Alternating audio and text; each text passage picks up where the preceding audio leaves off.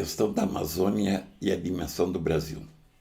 Meus queridos, minhas queridas, o mal do mundo que está incendiando também o Brasil é o maniqueísmo.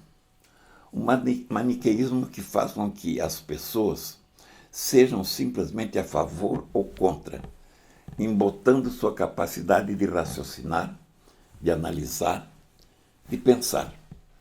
Quem acompanha minhas redes sociais deve ter acessado nessa última semana uma reflexão que postei, sem medo de pensar diferente, na qual parafraseei o poeta Fernando Pessoa em seus 5 ou 6 poemas em torno do tema A Dor de Pensar.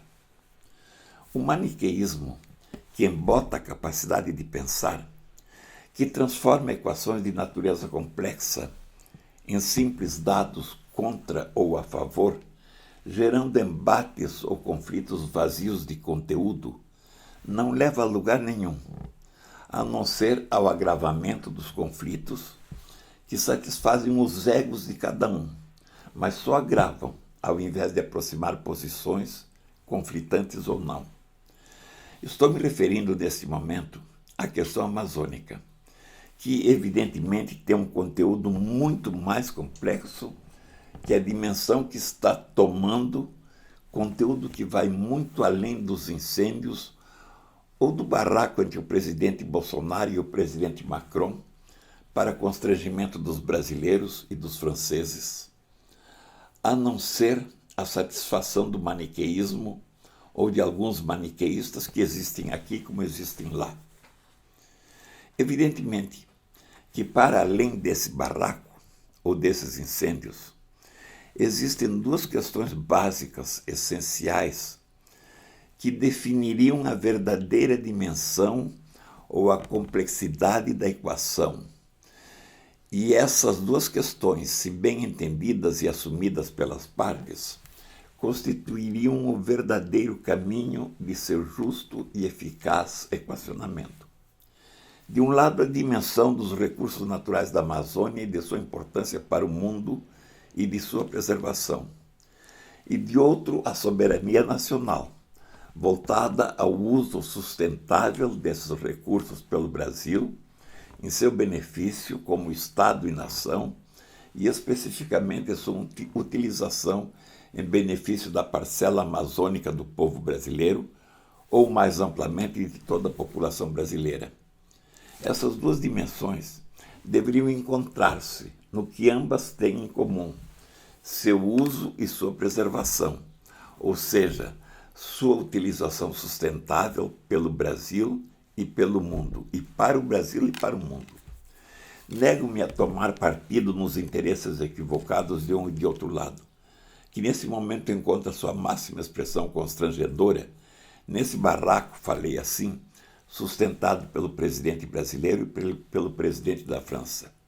E para que fique claro que não estou a defender nenhum dos 2 lados, reporto-me a um vídeo que publiquei em 2004, portanto há 14 anos, numa TV online da época, e que está publicado no terceiro volume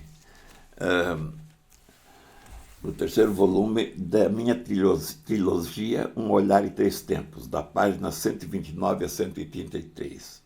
O tamanho do Brasil e o Brasil que temos. Neste vídeo, dizia que continuava o Brasil sendo um país pequeno, como delimitado pelo Tratado de Tordesilhas, desconhecendo a dimensão dos imensos recursos naturais, além da linha demarcado por aquele tratado.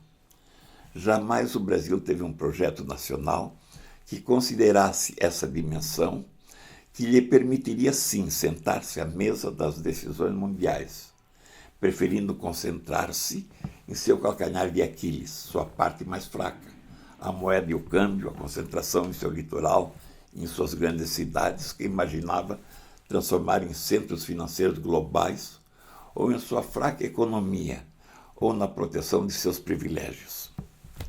Diante das ameaças reais ou imaginárias, correntes àquela época como hoje, da internacionalização da Amazônia, que sem um projeto de desenvolvimento sustentável continuaria sendo ocupada e destruída em suas riquezas de significado e de interesse global, alertava no referido vídeo que tamanho tem o Brasil que temos, dizendo: quero referir-me aos 2/3 do território nacional, 5 milhões de quilômetros quadrados, mais de 150 milhões de hectares, que, se ocupados apenas 20% nos lugares certos e de forma correta e sustentável, nos permitiria sentar pesado na mesa das decisões mundiais, nesse mundo globalizado, jogando com a dimensão de nossa capacidade de produzir alimentos e riquezas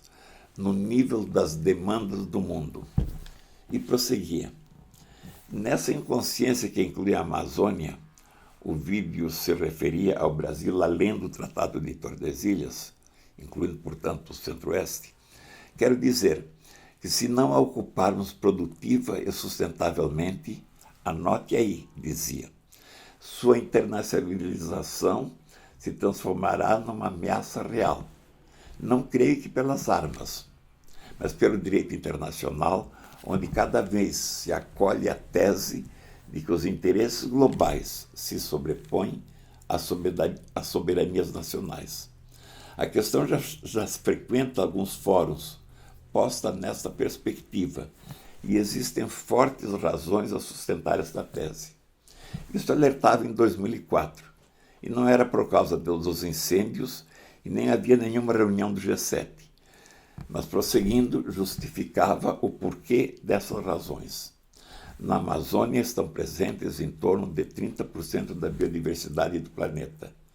Ali estão quase 15% dos seus recursos hídricos de superfície. Ali está a sua maior reserva ambiental.